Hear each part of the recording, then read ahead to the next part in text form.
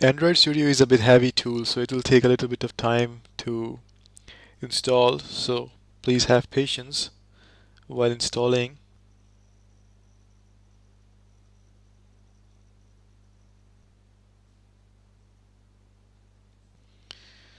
So the setup is complete. We click next and then start Android Studio. Do we need to start? Yes, we can start finish. And now the Android Studio will come up. So before the Android Studio starts, you get this message. Whether you want to import settings from a previous version of Android Studio, as this was my first installation of the Android Studio. So I will click I do not have a previous version of Studio, and or I do not want to import my settings, and click OK. So Android Studio is now loading. It will take a few seconds.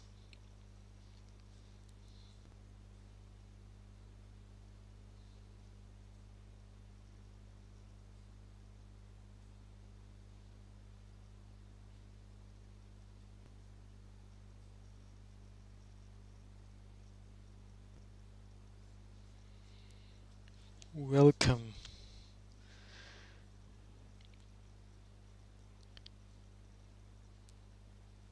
Just click next from here.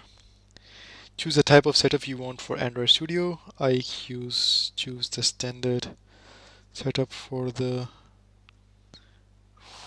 editor, and this is standard. This is the SDK folder. Total download size is 55.9 MB, and enter SDK build and enter SDK platform and click finish, and this will open the Android Studio.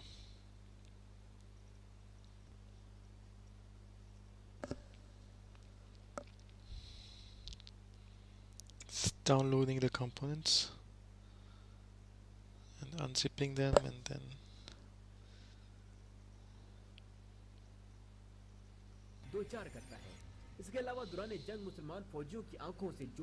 okay, the components are downloaded, and we now click finish and start new Android Studio project. Just click here.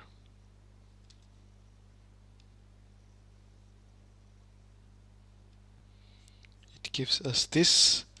So just name it as a first test project. Company domain, you can name any my company.